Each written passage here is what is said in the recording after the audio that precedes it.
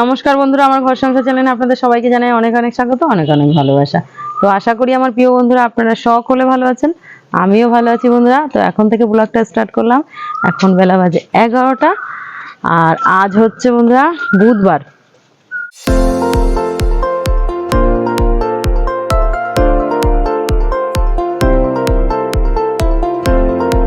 তো কি রান্না বান্না করেছি এতক্ষণ সকাল থেকে আমি কাজকর্ম তো কিছুই শেয়ার করতে পারিনি, কেননা ভিডিওটা কিন্তু খুব ভালো হতে চলেছে বন্ধুরা। আজকে একটা ভূতের গল্প বলবো আপনাদের, যেটা একদমই সত্য ঘটনা বন্ধুরা। আমি যদিও সত্য ঘটনাগুলোই আপনাদের কাছে তুলে ধরি, মানে যেগুলো ঘটনাগুলো ঘটে সেইগুলোই, কোনো বানানো জল মিশানো গল্প নয়, মানে কাল্পনিক গল্প না বন্ধুরা। তো দেখতে থাকুন ভিডিওটা, আশা করি আপনাদের খুব ভালো লাগবে। আর ভিডিওটা একদম স্কিপ করবেন না বন্ধুরা, স্কিপ না করে দেখবেন। তো চলুন রান্না বান্না কি করেছি আপনাদেরকে একটু দেখুন বন্ধুরা। এখানে কি রান্না করেছি, এখানে করেছি ভাতটা গরম বলে আমি একটু আলগা করে রেখেছি, নাহলে ঘেমে যাবে। আর এখানে উচ্ছে আলু আমি লঙ্কা ভেজে পেঁয়াজ দিয়ে ভালোভাবে মেখে নিয়েছি। আর এখানে হচ্ছে ডাল সিটি করছে এই যে। আর এই যে আপনাদের দাদাভাই লাউ নিয়ে এসেছে, দেখুন লাউটা একদম ভিতরটা পোকা। বেচারা এসে বলবে এত সুন্দর লাউটা আমি আনলাম, ভিতরটা পোকা, কি আর করা যাবে, বুঝতে পারিনি। তো চলুন। তো বন্ধুরা ডালটা সিটি মেরে গ্যাসটা অফ করে একদম চলে এসেছি আপনাদের সাথে গল্প শেয়ার করবো বলে।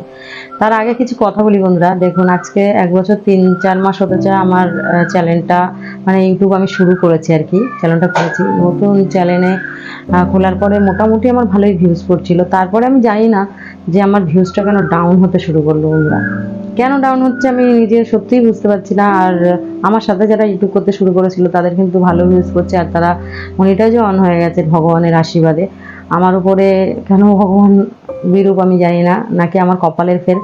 আপনারা তো সকলেই জানেন যারা আমার নিয়মিত ভিডিও দেখেন বন্ধুরা, যে আমার ছেলে কত ভুগেছে। গত বছর আমার ছেলে কোষ্ঠকাঠিন্যতে কতদিন হসপিটাল বাড়ি করেছি আমি, তারপর গিয়ে হোমিওপ্যাথি ওষুধ খাইয়ে ঠিক হয়েছে, আপনাদের ভিডিও দিয়েছিলাম আমি।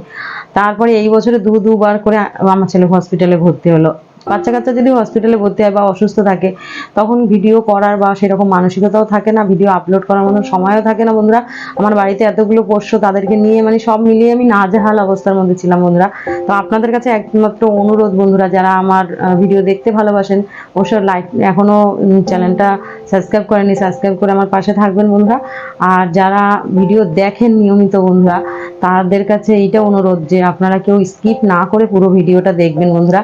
নাহলে আমার যে গত বছরের ভিউগুলো কামিয়েছিলাম আমি, মানে ভিউগুলো আমার পড়েছিল চ্যানেলে, সেইগুলো যেহেতু আমার 1 বছর পার হয়ে গেছে বন্ধুরা, সেই ভিউগুলো এখন কিন্তু মাইনাস করে দেবে, মাইনাস হয়ে যাবে সব। সেই জন্য আপনাদের কাছে অনুরোধ বন্ধুরা, আপনারা প্লিজ যদি ভিডিও ভালো লাগে অবশ্যই লাইক কমেন্ট শেয়ার করবেন, চ্যানেলটি সাবস্ক্রাইব করে আমার পাশে থাকবেন, আর ভিডিও একদম স্কিপ না করে পুরোটা দেখবেন। তো চলুন আজকে খুব ভালো একটা ভূতের গল্প বলবো। তো বন্ধুরা চলে আসলাম মূল গল্পে, আপনাদের সাথে ভূতের গল্প শেয়ার করব। আর আজকে যে ঘটনাটা শেয়ার করব, এর আগেও কিন্তু সেই শ্মশান নিয়ে আমি আপনাদের কাছে একটা গল্প দিয়েছিলাম, আজকে আবার আরেকটা গল্প দিচ্ছি বন্ধুরা। যখন যে গল্প আমার সাথে অন্যরা শেয়ার করে যে তাদের গ্রামে এই ঘটনা ঘটেছে আমার জানাশোনার মধ্যে, সেই গল্পটাগুলোই কিন্তু আপনাদের সাথে আমি শেয়ার করি। তো বন্ধুরা একটি পরিত্যক্ত শ্মশান, মানে আগে বাচ্চাদের ওই শ্মশানে মাটি দেওয়া হতো। তো সেই শ্মশানটি এখন কিন্তু বর্তমানে সেই শ্মশান বন্ধ, মানে সেখানে কেউ পোড়ায় না, শুধু একটা মা কালী শিব ঠাকুরের মন্দির আছে বন্ধুরা। পাড়ার ছেলেরা আড্ডা ফাড্ডা মারে সেই শ্মশানে, এরকম মাঠের মাঝখানে শ্মশানটা, খুবই নির্জন জায়গা, কিন্তু শ্মশানের আশেপাশে গেলে কিন্তু গাটা কিরকম ভার হয়ে যায়। আর ওই শ্মশানে অনেকে অনেক আত্মা দেখতে পেয়েছে, বাচ্চা ভূতের আত্মা।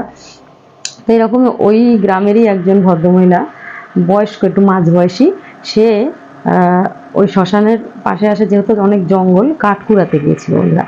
এই ফাল্গুন মাসের দিন ছিল, তো পাতা পড়ে প্রচুর, লম্বু গাছ মেহগনি গাছ ভর্তি, সেইখানে পাতা কুড়াতে গিয়েছিল। পাতা কুড়াতে গিয়ে দেখে 3টি বাচ্চা এক জায়গায় বসে গল্প করছে। তা বয়স্ক ভদ্রমহিলা পাতা কুড়িয়ে এক জায়গায় অনেকটা জড়ো করেছে, করে পাতাগুলো বস্তার মধ্যে ভরেছে। ভরে ঠরে নিয়ে যখন বস্তাটা তুলবে, তখন ওই বাচ্চাগুলো বলে উঠছে যে দিদা আমরা কি ধরবো বস্তাটা? বলছে না, ধরতে হবে না, তোদের তো অনেকক্ষণ ধরেই দেখছি ভাই, ওইখানে কি করছিস ভর দুপুরবেলায় শ্মশানের পাশে তোরা? তখন বলছে দিদা আমরা এমনি গুলি খেলছি। বলছে গুলি খেলছিস, শ্মশানের পাশে গুলি খেলছিস, এইখানে গুলি খেলার জায়গা, গ্রাম ছাড়িয়ে এসে এতটা দূরে এসছে কী করতে? বলছে তুমি তো কাঠপুরাতে এসছো, আমরা এখানে গুলি খেলছি। হ্যাঁ, তা বলছে দাঁড়া, তোদের যেমন দেখতে পেলাম একটু তোদের কাছে বসি। বলছে হ্যাঁ দিদা বসো বসো। তো বন্ধুরা বসেছে, তখন মানে ভদ্রমহিলা দেখছে যে ওর মধ্যে একজন নেই। মহিলাটা ভালো করে চোখটা মুছছে, ভদ্রমহিলা আবার দেখছে হ্যাঁ একটা বাচ্চা নেই, গায়েব হয়ে গেল ওখান থেকে, দুটো বাচ্চা রয়েছে। তো সেই দুটো বাচ্চা মিলে বলছে দিদা একটা ম্যাজিক দেখবা? বলছে কি ম্যাজিক ভাই? বলছে দাঁড়াও দেখাই। তো একটা বাচ্চা, বন্ধুরা আপনারা বললে বলবেন যে বানানো গল্প, বানানো গল্প না, বাচ্চাটা মহিলাটাকে মানে এরকম আঙুলটা ঘোরাচ্ছে আর মহিলাটা শুধু আছাড় আছাড় মারছে মহিলাটাকে ধরে। হ্যাঁ, সত্য সত্য মহিলাটাকে ধরে আছাড় মারছে। তো 3বার মহিলাটার সাথে এরকম হতে, মহিলা কিন্তু চিৎকার করছে ভদ্রমহিলা, কিন্তু যেহেতু গ্রাম থেকে অনেকটাই দূরে শ্মশানটা, কেউ শুনতে পাচ্ছে না তার চিৎকার। হ্যাঁ, তখন আর একটা বাচ্চা বলছে যে আমি ম্যাজিক দেখাবো দিদা? বলছে না ভাই আর ম্যাজিক দেখানোর দরকার নেই। বলছে আমি ওর মতন ম্যাজিক দেখানো না, দেখবা তুমি আমাকে। তখন দেখছে একটা কঙ্কাল দাঁড়িয়ে আছে, চিরিং করে নাচছে। আমরা সে অলরেডি তখন কোমরে যন্ত্রণায় ছটফট করছে শুয়ে পড়ে। তো জিনিসের মধ্যে তারা হাসতে হাসতে কোথায় যেন মিলিয়ে গেল বন্ধুরা। তখন সেই মহিলাটা এতটাই ভয় পেয়ে গেছে, সে যে ওখান থেকে উঠে আসবে সেই ক্ষমতা তার নেই। তো অনেকক্ষণ পরে বন্ধুরা সে ওখানে কিন্তু মানে শুয়ে কাঁদছিল আর মা বাবা করে চিৎকার করছে কেউ বাঁচাও কেউ বাঁচাও। কিন্তু যেহেতু জায়গাটা অনেক নির্জন, কে আর বাঁচাবে সেখানে? তাকে ওরকম আছাড় মারার ফলে তার কোমরের হাড় ভেঙে গেছিলো বন্ধুরা। সে অনেক কান্নাকাটি করতে করতে করতে ওইখান থেকে কোনো রকম ছেঁচড়াতে ছেঁচড়াতে সে যখন ওই বাগান থেকে বেরিয়ে আসে, শ্মশান চত্বরের বাগান থেকে, তখন পাশের মাঠ থেকে একজন ভদ্রলোক যাচ্ছিল, সে তাকে দেখতে পায়। তখন দেখতে পেয়ে বলছে আরে কাকিমা আপনি এখানে কী করছেন? কিন্তু বাবা আমাকে একটু বাড়িতে নিয়ে চলো। তখন বন্ধুরা সেই ভদ্রমহিলাকে কোনো রকম সেই ভদ্রলোক বাড়িতে নিয়ে আসে, ছেলেটি বাড়িতে নিয়ে আসার পরে বলে ভদ্রমহিলা যে আমার সাথে এই ঘটনা ঘটেছে। তখন তার স্বামী ছেলে সবাই তাকে বকাঝকা করে, তুমি ওখানে কেন গিয়েছিলে? তুমি জানো না ওখানে শ্মশান ভর দুপুরবেলায় 2-2-2:30টার সময় কেউ ওখানে পাতা ঘুরাতে যায় নাকি? বকাঝকা করলে কী হবে? সেই মহিলার কিন্তু কোমরটা অকেজো হয়েছিল বন্ধুরা। সেদিন রাতের থেকে তার জ্বর, তাকে হসপিটালে ভর্তি করা হয়।